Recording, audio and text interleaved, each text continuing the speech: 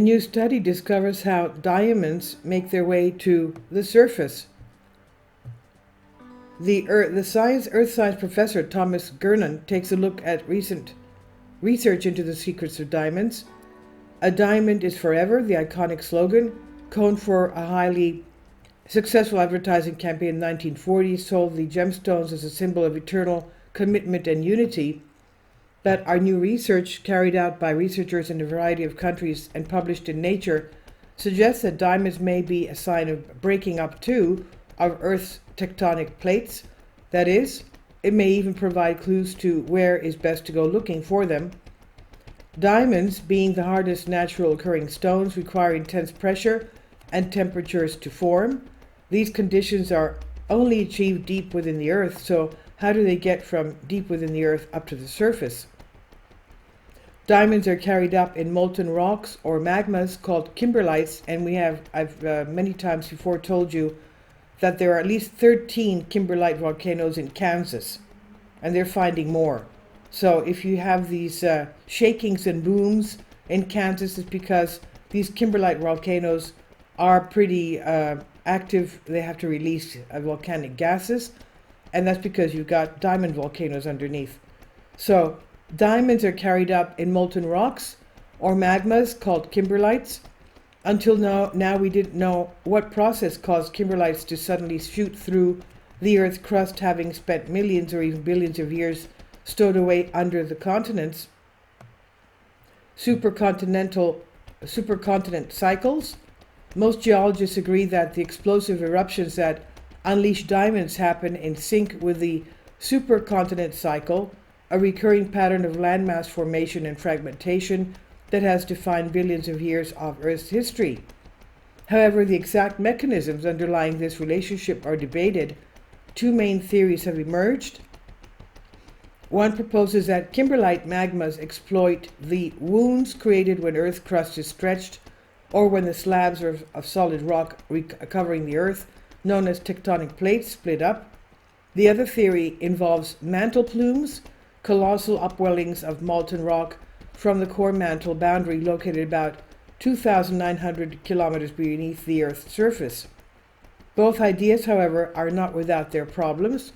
Firstly, the main part of the tectonic plate, known as the lithosphere, is incredibly strong and stable. This makes it difficult for fractures to penetrate, enabling magmas to flush through.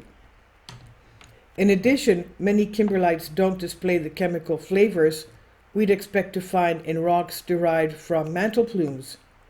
In contrast, kimberlite formation is thought to involve exceedingly low degrees of mantle rock melting, often less than 1%, so another mechanism is needed. Our study offers a possible resolution to this long-standing conundrum. We deployed statistical analysis, including machine learning, an application of artificial intelligence, AI, to forensically examine the link between continental breakup and kimberlite volcanism. The results of our global study showed the eruptions of most kimberlite volcanoes occurred around 20 to 30 million years after the tectonic breakup of Earth's continents.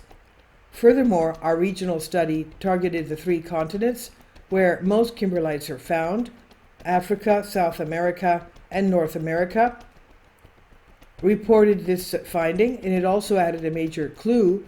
Kimberlite eruptions tend to gradually migrate from the continental edges to the interiors over time at a rate that is uniform across the continents. This begs the question, what geological process could explain these patterns? To address this question, we employed multiple computer models to capture the complex behavior of continents as they experience stretching alongside the convection movements within the underlying mantle. There is a domino effect. We propose that a domino effect can explain how breaking up of continents eventually leads to formation of kimberlite magma. During rifting, a small region of the continental root, areas of thick rock located under some continents, is disrupted and sinks into underlying mantle. And here we get sinking of colder material and upwelling of a hot mantle, causing a process called edge-driven convection. Our models show that this convection triggers a chain of similar flow patterns that migrate beneath the nearby continent. Our models show that while and the various other results from computer models then advance to show that this process can bring together the necessary ingredients in the right amounts to trigger just enough melting to generate gas-rich kimberlites. And once formed and with great buoyancy provided by carbon dioxide and water, the magma can rise rapidly to the surface carrying its precious cargo.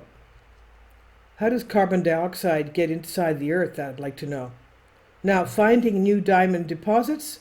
This model does not contradict the spatial association between kimberlites and mantle plumes. On the contrary, the breakup of tectonic plates may or may not result from the warming, thinning, and weakening of the plate caused by plumes. However, our research clearly shows that the spatial, time-based, and chemical patterns observed in most kimberlite-rich regions cannot be adequately explained solely by the presence of plumes.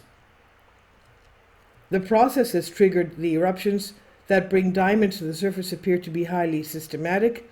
They start on the edges of continents and migrate towards the interior at a relatively uniform rate.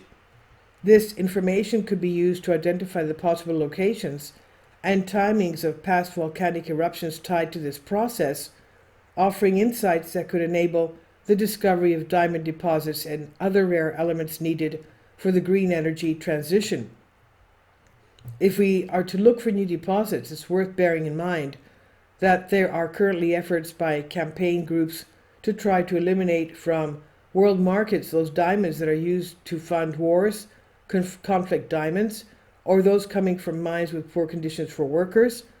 Diamonds may or may not be forever, but our work shows that new ones have been repeatedly created over long periods in the history of our planet. This is by Thomas Gernon, Associate Professor in Earth Science, University of Southampton, UK, and published from The Conversation under Creative Commons. This is on Unexplained Mysteries. Please leave your comments, and thank you for your support. Please support my Patreon account. The daily posts are 5 videos daily, and they are totally different from what I have on my YouTube channel. Thank you so much for your support and that you find all my content so interesting. You'll find the Patreon account details in the description box below.